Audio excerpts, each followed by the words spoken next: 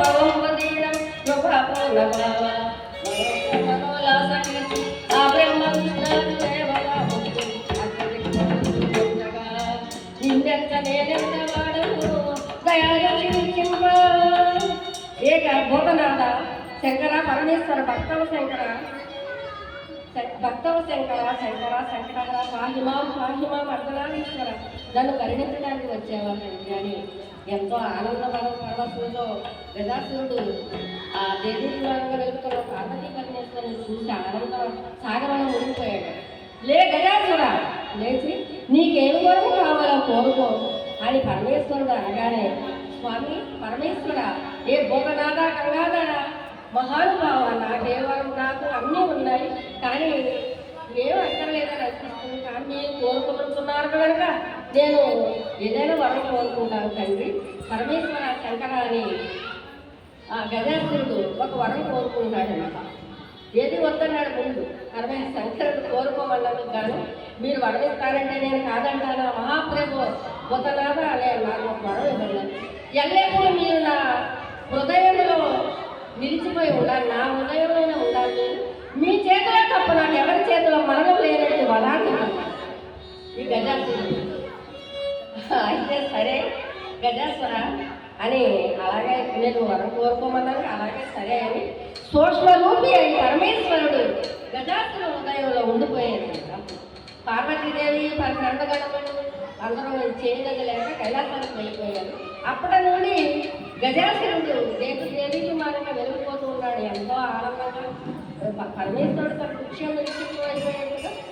ఇంకేమో ఎంతో తేజవంతుడై దినదినమున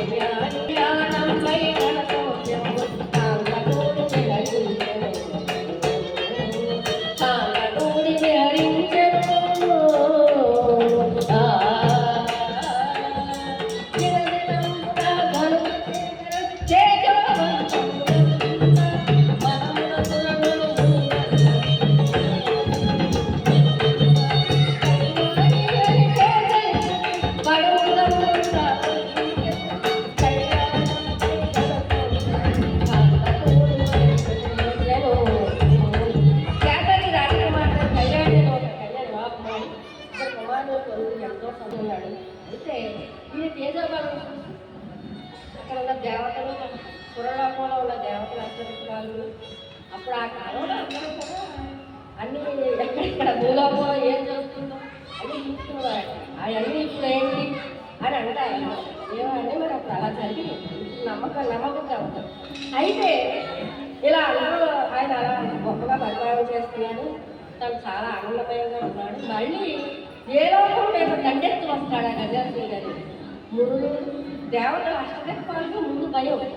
రాక్షసుడైన ధనుసేనుడిని వాళ్ళు అన్ని లోకాలు చతుర్దశ భువన లోకాలని జయించడానికి సుదురుగా ఉన్నారు. వాడు ఎక్కడైనా ఉన్నారు కానీ మధ్యలో ఆగిపోయిందంటే ఆయన పూర్తి చేయిస్తాడు. ఇన్స్పిరేషన్గా ఉండాలి. విశ్వామిత్రుడు కూడా అలాగే అనుకుంటాడు. వశిష్ఠ మహాముని మంచివాడు అనుకుంటాడు. వశిష్ఠుడు స్వార్థపరుడు. తన తపశక్తి ఎవరికి దారిపోస్తాడు? విశ్వామిత్రుడు దారిపోస్తాడు. విశ్వామిత్రుడు ఎంత రామలక్ష్మణుడికి ఇచ్చాడు, అంతకుముందు భర్తుడికి ఇచ్చాడు, శకుంతల కుమారుడికి. వారి శక్తి వల్లే కదా, విశ్వామిత్రుడి శక్తి వల్లే వారు మనకు గొప్పవారైంది. ఆయన తపశక్తి దారిపోతున్నాడు. అంతవరకు ఇప్పుడు ధనవంతా మనం సంపాదించిన పేరు ప్రఖ్యాతులు గడించుకుంటున్నాం. ఆ కాలంలో తపశక్తి సాధించుకున్నారు. తపస్సులు చేసి ఆ శక్తి వల్ల వాళ్ళన్నీ సంపాదించుకుంటారు. ధనం కావాల్సిన ధనం, కీర్తి కావాల్సిన కీర్తి, ఎక్కడికైనా వెళ్ళాలంటే తపశక్తితో వెళ్ళింది. అది ఆ కాలం. అప్పుడు కాలానుగుణంగా ఉంటాయండి పరిస్థితులు. అదే ఇప్పుడు ఈ కాలం కలియుగం గురించి చాలా మంది తెలియదు. ఈ కలియుగం కలియుగం ఇప్పుడు కలియుగాన్ని బట్టి మనం నడుచుకోవాలి. కలియుగంలో కీర్తనే భగవంతుడికి ఇష్టం. యాగాలు భజనలు ఇవన్నీ భజన కీర్తనలు పడతాం కదా, భజన కీర్తన యాగాలు యజ్ఞాలు ఇవన్నీ చేయకుండా చాలా కష్టంగా కూడుకున్న పని. అందుకు కాబట్టి ఆయన ప్రతిరోజు నామస్మరణ చేస్తూ కీర్తనలు పాడుకోవడం ఆ భగవంతుడికి చాలా ఇష్టమైంది. ఈ యుగం దీనికి సంబంధించిన విషయాలు. ఈ కలియుగం ఆకలి కాలంలో ఉందంటారు, 4వ కాలం అంటారు, తెలియదండి నాకు కూడా. ఆ విధముగా నారదమహాముని కైలాసానికి శ్రీహరి దగ్గరికి వెళ్ళాడు. శ్రీహరి ఏ జగన్నాటక సూత్రధారి శ్రీనాథ, మరి కైలాసం కాలహీనమైనది కనుక పరమేశ్వరుడు లేని పార్వతీదేవి శక్తి కూడా ఆవిడ కూడా దిగులు చింతాక్రాంతమే ఉన్నది కనుక మనం ఏదైనా ఉపాయం ఆలోచించి ఆ పరమేశ్వరుణ్ణి గజాసుల ఉదయం నుండి బయటికి తీసుకురావాలి అని చెప్పి శ్రీహరి దగ్గరికి వెళ్తే ఆయన సలహా చెప్తారు కదా. మహావిష్ణువు దగ్గర వైకుంఠానికి వెళ్ళాడు ఆయన, మన నారద మహావిష్ణు. ముల్లోకాలు తిరుగుతూ ఉంటారు కదా ఆయన, లోక సంచారి.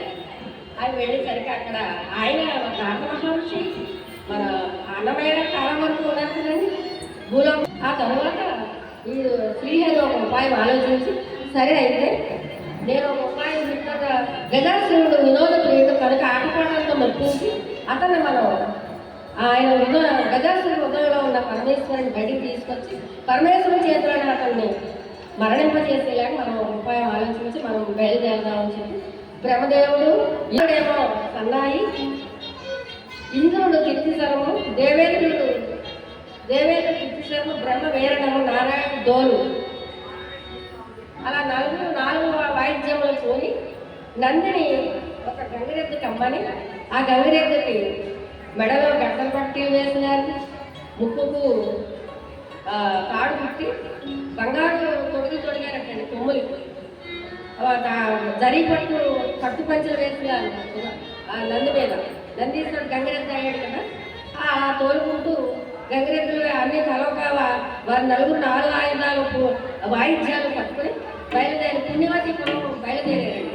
పుణ్యవతిపురం వీధులు గుండా వెళుతూ అక్కడ వీరు పిలిచి, మేము చాలా దూరం నుంచి వచ్చినాము కనుక మేము మీ రాజుగారి ముందు మా విచిత్రమైన విద్యను ప్రదర్శించదలిచాము. కావున మాకు రాజుగారి దగ్గర నుంచి పర్మిషన్ అన్నారు.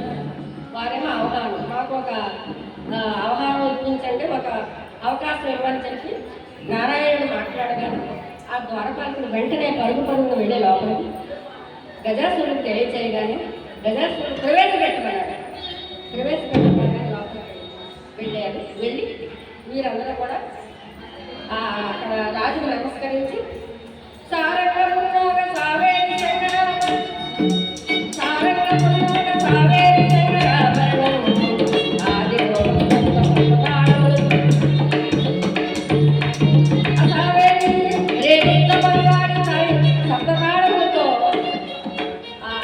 ఎంతో ఆనందమయంగా ఆ నంది ముందు నిలబెట్టుకొని తాళాలు వాయిస్తూ వారి నాట్యం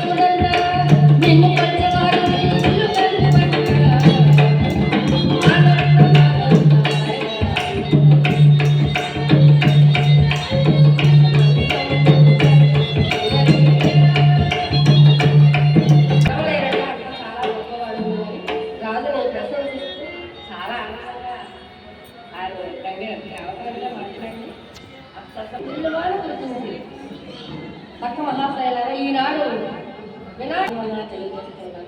నమ పార్వతీ శంభో శంకర జయ బోల గణేష్ మహారాజ్ జయ బోల గణేష్ మహారాజ్. ఆ విధంగా ఫ్రెండ్స్ అందరినీ కూడా చూసినటువంటి గజాసురుడు చాలా ఆనందపరవశుడైపోయాడు.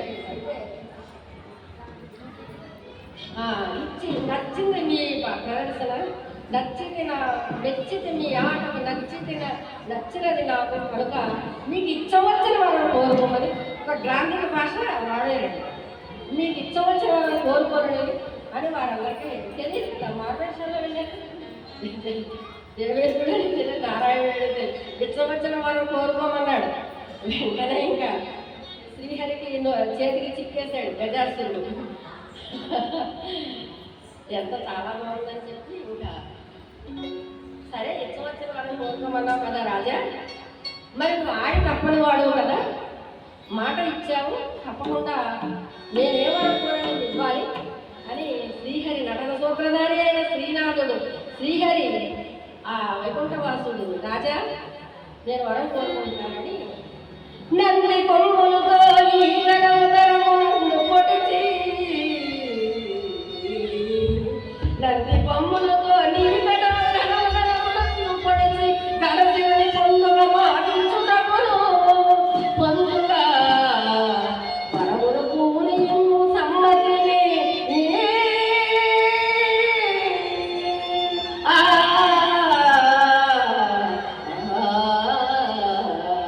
నంది కొమ్ములతో నీ గణపతులను పొడిచి చీల్చివేసిన నీ లోపల ఉన్న పరమశివుని మాటిచ్చుటకు వరములు పూనిమ్మని ఆ వైకుంఠవాసుడని శ్రీమన్నారాయణుడు కోరాడు. అప్పుడు వరకు మైకోలో ఉన్న గజాసురుడు కాసేపు మొట్టగట్టడై ప్రొక్కటి పడిపోయా ఏమిటి ఇలా పరమేశ్వరుని హృదయం నుండి తీసుకుని పోవుటకే ఇలా వచ్చింది మరి చెప్పగానే సరే అయితే శ్రీహరి కాసేపు ఒక 10 నిమిషాలు ఆలోచించి శ్రీనాథ నేను ఈ శరీరం ఎలాగా నిలవదు, కీర్తిరేడ శాస్త్రంగా నిలుపుకున్న కనుక ఇచ్చిన మాట తప్పను, నేను కూడా ఒక వరం కోరుతున్నాను, నాకు ఆ వరం ప్రసాదించమని అడుగుతున్నాడు గజాసురుడు.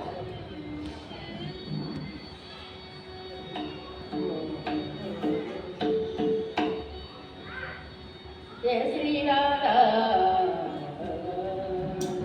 నా శరం సాంబునవలే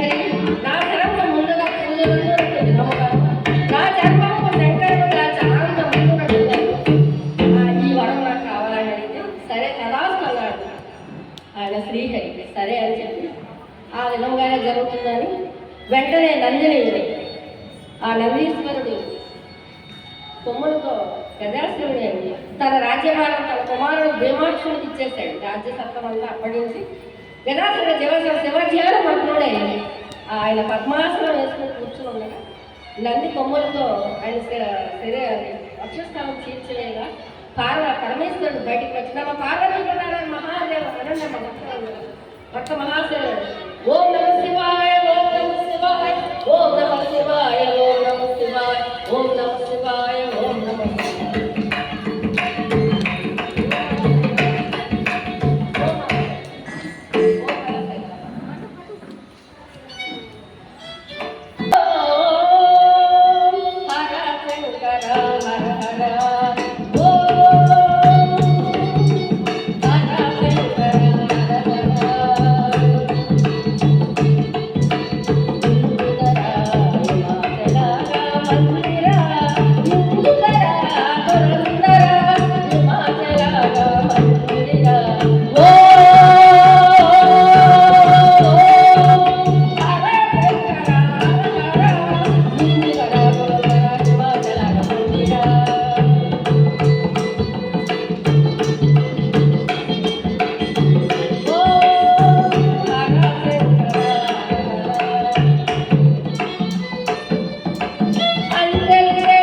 Go!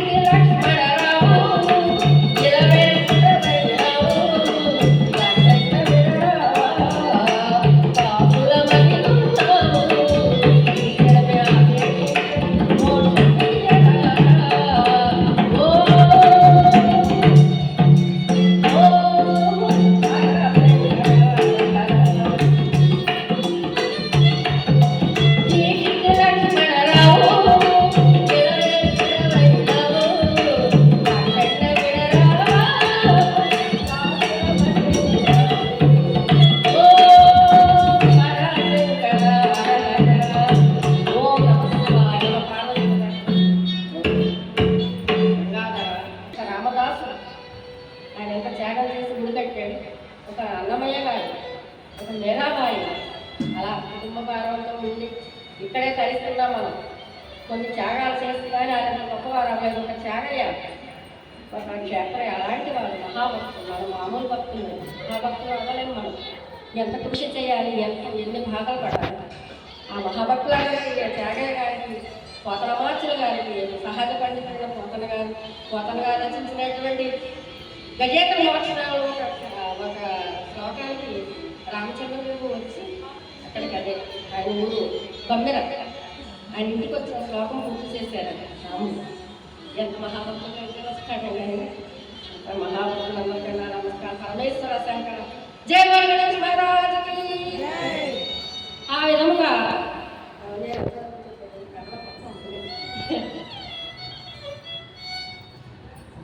గజాసురుడు వక్షస్థలం నుంచి పరమేశ్వరుడు బయటకు వచ్చేసి అందరూ కలిసి కైలాసానికి బయలుదేరారండి. గజాసురుడు శిరస్సు ఖండించి శిరస్సు పట్టుకుని చేస్తూ బయలుదేరారు.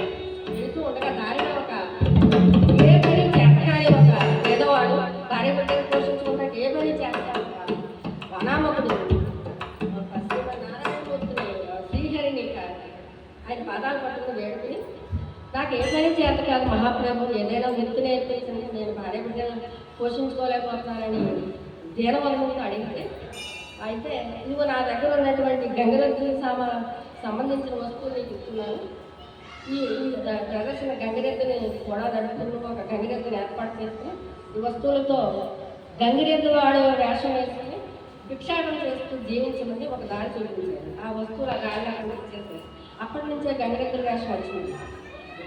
అన్నాడు.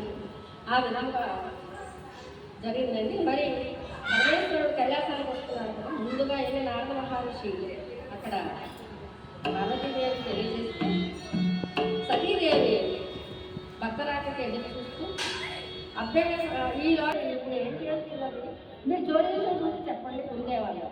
జ్యోతిషం అప్పుడు చూసి వెంటనే ఇప్పుడు పార్వతీదేవి పరమేశ్వర లగ్నంగా అభ్యంగన స్నానం చేయకున్నది, అభ్యంగనాలు కలుస్తున్నారు అలా చెప్పగానే అయితే ఏమైనా చాలా కారణంగా పరమేశ్వరుడు పార్వతీదేవి బయలుదేరి వెళ్తున్నాడు. ఈవిడ అప్పుడే నలుగు పిండి పెట్టుకుని ఆ నలుగు పిండిలో బొమ్మలు తయారు చేసి ఒక బాలుడి బొమ్మను తయారు చేసి ఆ బాలునికి ప్రాణం పోసి ఒక ఆయుధం కూడా ఇచ్చి స్నానాల గదిలోనికి ఎవరే రాని ఆ వీధి ద్వారం దగ్గర కాపలా పెట్టింది.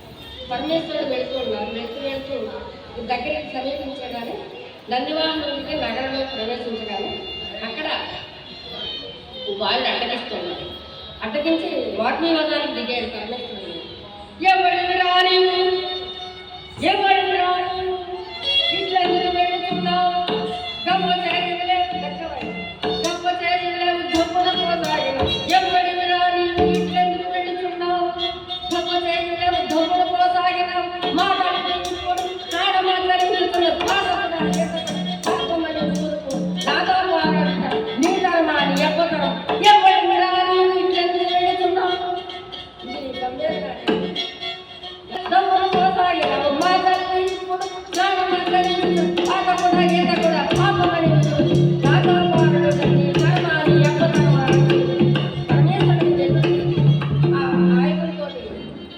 పరమేశ్వరుడు మీద విసురుతూ ఉంటే అయితే బాలక నేను ఎవరో నాకు తెలియదు, తెలియని తర్వాత నీ బాలుని తయారు చేసి నలుగురితో అప్పుడు పరమేశ్వరుడు కూడా తెలియలేదండి మహిమతో.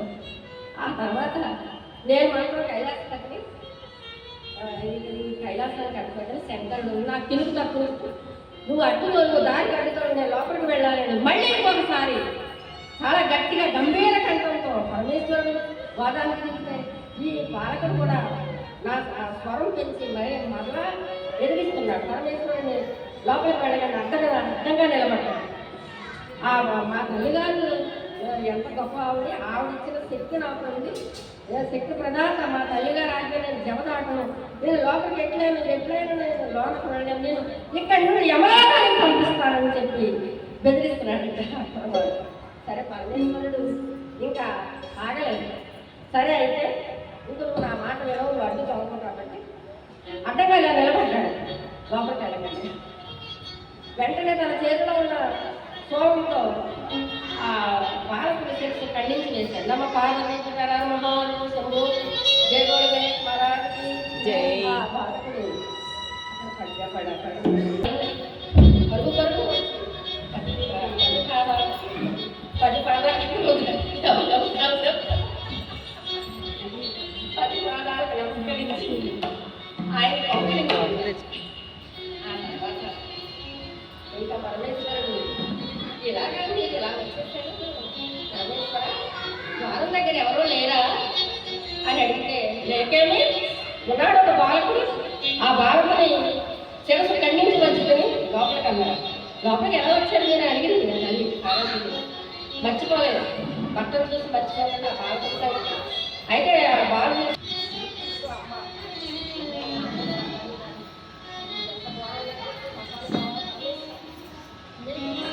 ఎలా వచ్చింది రాక్షసులు రాక్షసులు ఎంత పోరాలు చేయడం సశించారు కదా వారు కోరిక వరాలు ఇస్తారు.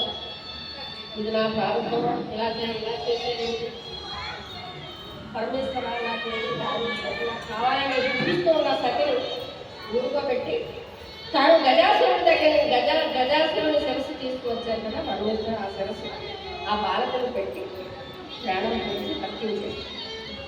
అప్పుడు అప్పటి నుండి గజ శరం బదలికి నిజ శరం పంపచే గజవదను గణతకెత్తే ఎల్లెప్పుడతని బాధల వదసుంద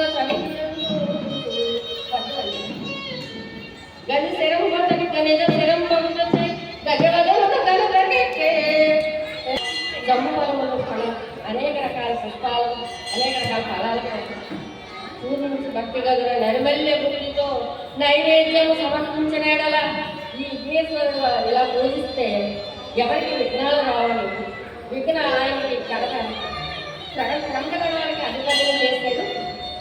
గజశరము నజశరము ఇదే నిజము ఇది ఇలాగే ఉంటాడు నీ కుమారుడు అని చెప్పి ఆయన కొన్ని వరాలు ఇచ్చాడు పరమేశ్వరుడు. తర్వాత బ్రహ్మదేవుడు దేవేంద్రుడు గజాసురుడు ఇచ్చిన మాట నెరవేరడం చాలా సంతోషించారట. వారందరూ కూడా వారికి తోచినటువంటి కూర్చోండి పక్క మహాశైలాలు ఇంకా కొంచెం ఉందండి కథ ఇంకా ఉంది పూర్తిగా ఉందండి. ఆ తర్వాత వారికి తోచిన వరాలు వారు కూడా ఇచ్చారట. బ్రహ్మదేవుడు శ్రీహరి వినాయకుడు ఇంకా సంతోషకరంగా పార్వతినే మురిసిపోయిందండి. మురిసిపోయి తన కుమారుడు ఇంత గొప్పవాడైనందుకు చాలా సంతోషించింది. వీరు ఎవరి లోకానికి వారు వెళ్ళిపోయారు. పార్వతీ పరమేశ్వరు వేపశైలిలో ఆనందదాయంగా ఉన్నారు.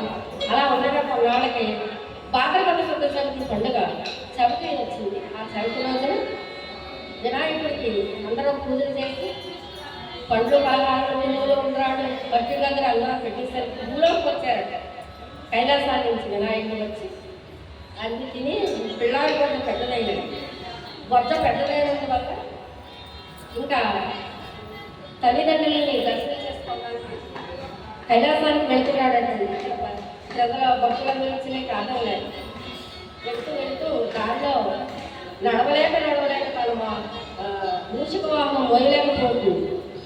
మోయలేక పోతుంది. అలా కింద పడుతూ మీద పడుతూ తల్లిదండ్రుల దగ్గరికి బయలుదేరాడు మన వినాయకుడు.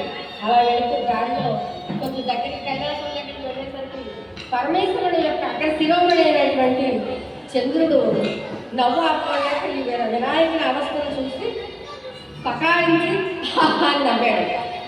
ఎప్పుడైతే అలా నవ్వాడో చంద్రుడు నవ్విన వెంటనే కింద పడి ఉన్న వినాయకుడికి పొట్ట పడింది. అంతకుముందు బాగానే ఉన్నాడు, పడి దొరుకుతున్నాడు. పొట్ట పగిలి ఉండ్రములని పలుదిక్కులు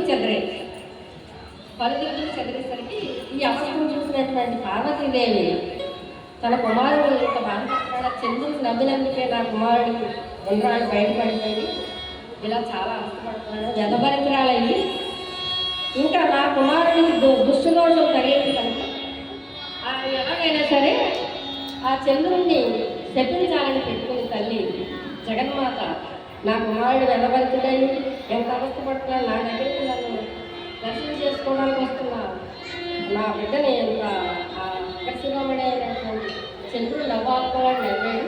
ఆ నవ్వు వల్ల కూడా అపకారం జరిగింది.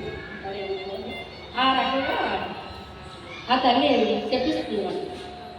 ఎవరి దృష్టితే నా బిడ్డకి ఇటువంటి వెగమరచుడయ్యనో ఎవరి దృష్టితే ఆ మృతకేంద్రుడు చంద్రుడు చూసిన వారికి నీలమణులు వచ్చును సందేహము లేదు, ఎవరి దోషములే నా కుమారుడికి ఇటువంటి భరతుడైనటువంటి బాధ కలిగినదో కనుక ఆ అగ్ర శిరోమణి అయిన పరమేశ్వర అగ్ర శిరోమణి అయినప్పటికీ కూడా నా కుమారుడు వ్యధభరితుడై ఎంతో బాధపడుతున్నాడు కదా.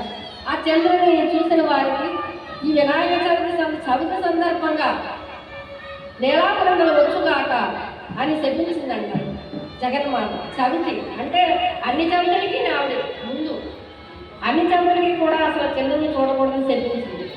ఆ శాపానికి దేవతలు అమ్మ జగన్మాత దేవతలు కనిపిస్తున్నారు.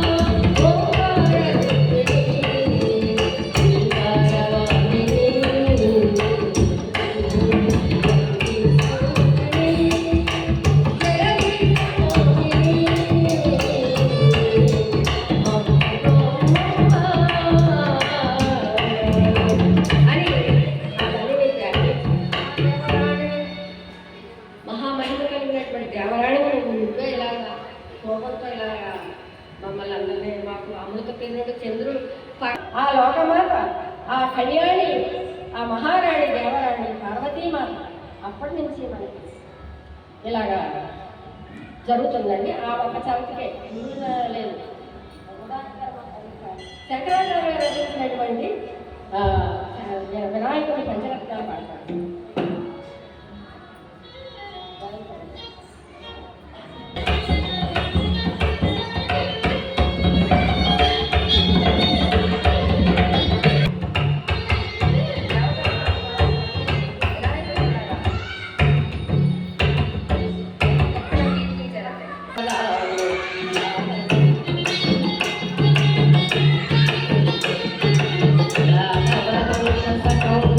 Hello.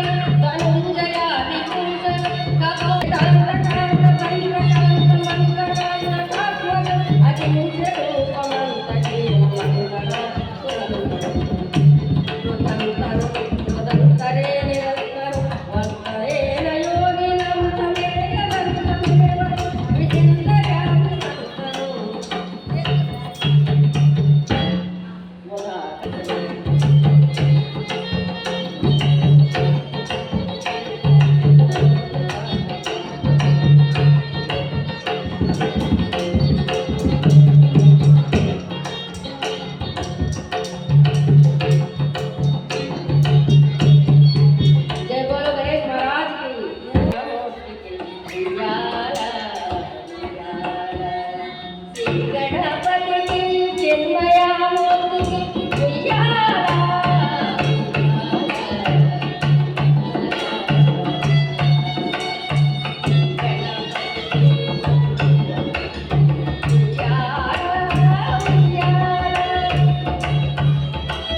చిన్నారి కొన్న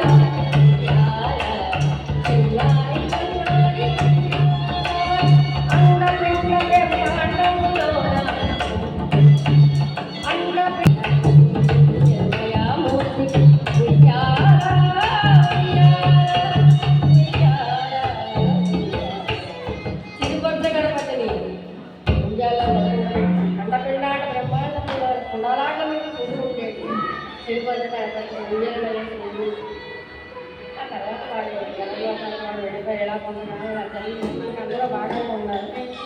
ఆ తర్వాత చాలా కాలానికి శ్రీకృష్ణ పరమాత్మ దేవాలయంలో వచ్చింది కదా, అది కూడా ఆ కథ కూడా మనకు దీనికి సంబంధించింది.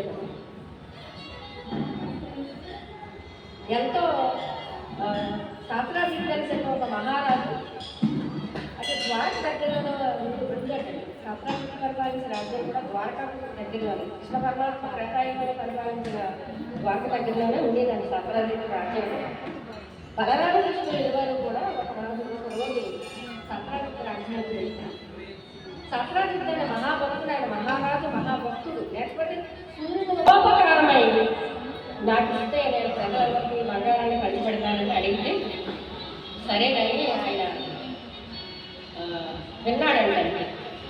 రాజా ఇది అదే కృష్ణ పరమాత్మని మాట ధిక్కరించి వినటం వల్ల కానీ నేను ఈ మడిని చాలా కష్టపడి తెచ్చుకున్నాను. సూర్యనారాయణ ఉపాసించడం అంటే ఇన్ని నెలలని 2 సంవత్సరాలను ఉపాసించాలి. ఉపాసన ఆ మంత్రాన్ని మనం మంచి గురువు దగ్గర ఆ మంత్రాన్ని మనం పొందాలి. ఉపాసన అలా అంత గొప్పగా సాధించుకున్న మడి మీకు ఎలాగిస్తాను కృష్ణ అని ధిక్కరించాడు. అయితే సరే ఇవ్వకపోతే సరేనండి అని శ్రీకృష్ణుడు బలరాముడు వెళ్ళిపోయాడండి. ఆ మడి ఆయన దగ్గర ఉంటుంది సత్రాజిత్ దగ్గర. పూజ చేస్తామని అలాగే జరుగుతుంది. ఒక రోజున తనకు తమ్ముడైనటువంటి ప్రసాదసేనుడు ఆ మడిని ధరించి వేటకెళ్ళాడు. వేటకెళ్తే అక్కడ వేటలో ఆ అడవిలో వెళుతూ ఉండగా ఒక సింహం చూస్తుంది. ఈయన గుర్రం మీద వెళుతుంది. సింహం ఆయన ప్రసాదసేనుడు అయినటువంటి ఈ సత్రజిత్ తమ్ముడిని సింహం మీదకొచ్చి ఉరికి సంహరించేస్తుంది. ఎప్పుడైతే సింహం చేతిలో మరణించాడో సింహానికి ఏం తెలుసు, ఆ మడి పట్టుకొని రోజు పరుచుకుని వెళ్ళిపోయింది.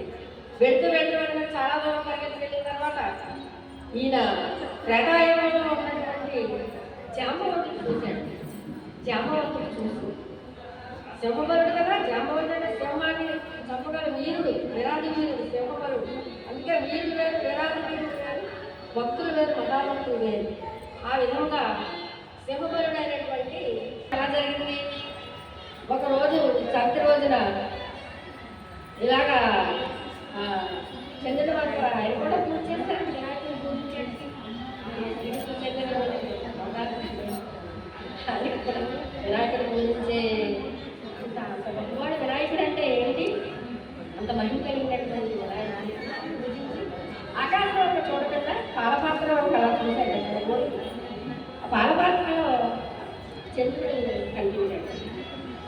కనిపించిన వెంటనే ఇది ఏదో ఆయన ఏమో అవుతుందని అనుకోలేదు. ఆ తర్వాత ఇది ప్రశాంత్ సత్రాజిత్తు తమ్ముడు బెళ్ళ వేసి అరణ్యంలో అలా జరిగిన తర్వాత కృష్ణుడు అడిగాడు కదా, బలరామకృష్ణుడు వచ్చారు కదా నా రాజ్యానికి, వారు అడిగారు కదా, వారికి ఇవ్వడన్నారు కదా, ఆయనే దొంగిలించాడని నింద వేశాడు. ఆ రోజునే ఈయనకి చూడటం, ఈయనకి ఇలా లోకమంతా అన్ని చోట్ల ఆ నోట ఈ నోట ఈ నోట ఆ నోట చెప్పుకుంటున్నాడు. కృష్ణుడు ఇలా దొంగవాడు. చిన్నప్పటి నుంచి ఆయన అమలు చేసి ఎన్నో ఎన్న దొంగలు పేరు వచ్చింది కదా, ఇది కూడా వచ్చింది ఆయన. ఇంకా ఇది తెలిసింది. తెలుసుకుని ఎలాగైనా సరే ఇద్దరు బాపుకోవాలని చెప్పి మామూలుగా అవుతుందా ఇది ఏం జరిగిందో తెలుసుకోవాలని కృష్ణ పరమాత్మ బయలుదేరారండి. అరణ్యాన్ని వెతుకుతూ వెళ్ళగా ఒక చోట ఆ సత్రజిత్తు తమ తమ్ముడు మరణించి అక్కడ శవం కూడా సరిగ్గా లేదు, శవం తినేస్తుంది.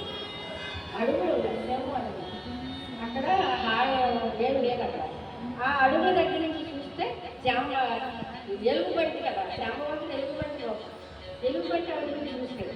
అక్కడి నుంచి ఎలుగుబంటి అడుగులు ఉన్నాయి అని చెప్పి అడుగులు కట్టుకుని వెళ్తే అప్పుడు గుహకి వెళ్ళిందంట.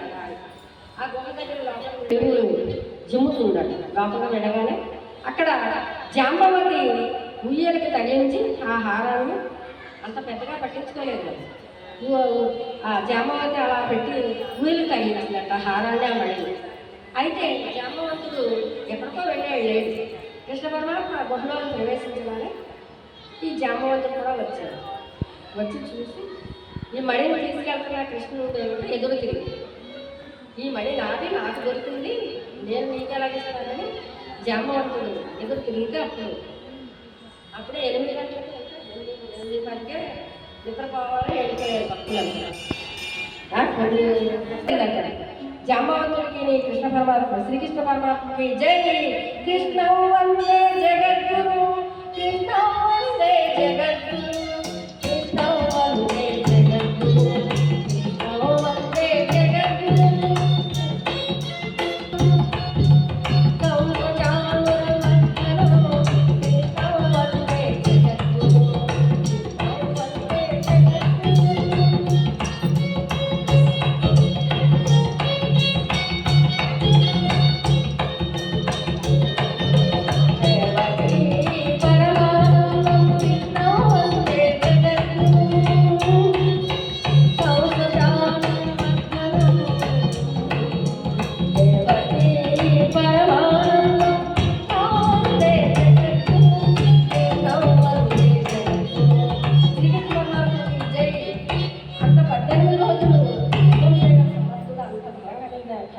బలం ఉన్నటువంటి ఎవరు ఈయనని జాంబవంతుడు అయితే ఈయన రాముడయ్యాడు, మళ్ళీ అవతారం వచ్చాడని ఆయన జాంబవంతుడు కృష్ణ పరమాత్మని పట్టుకుని ఎలా కౌగిలించుకున్నాడంటే రామావతారం చూపించి, జాంబవంత మీరు రామావతారంలో కోరిక కోరావు కదా, నీ కోరిక ఎలా తీర్చాడు నాకు.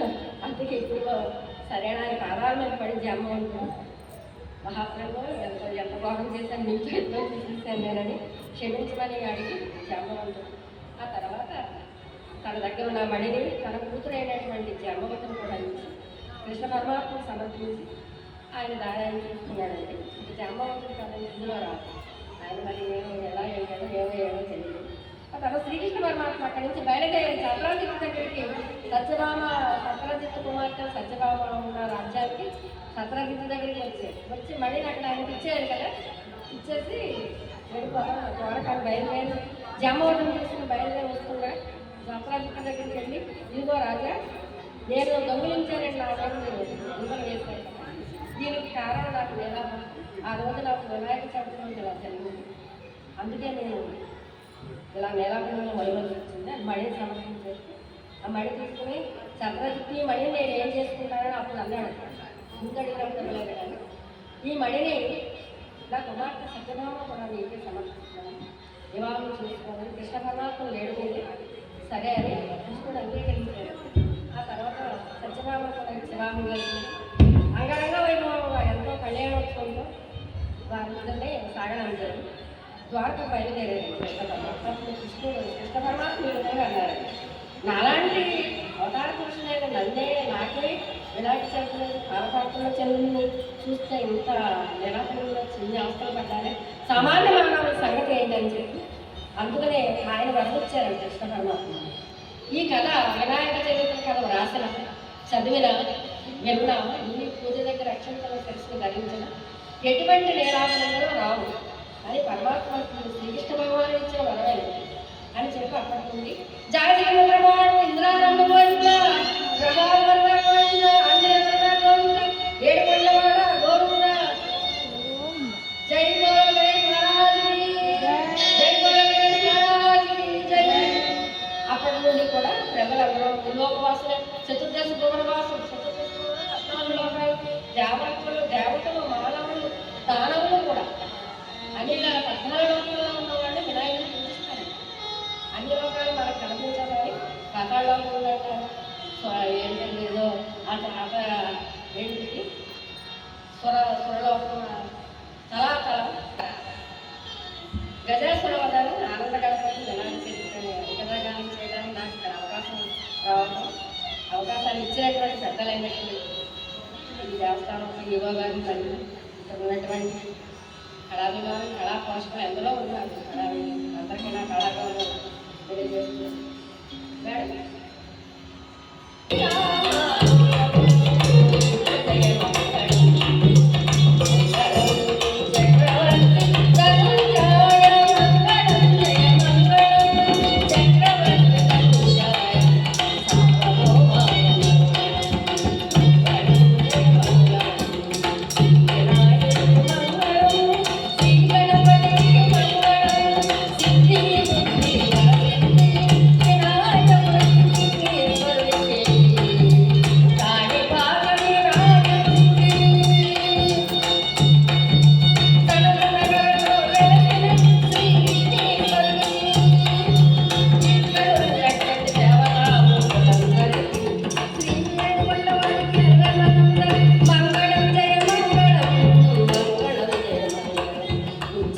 మంగళం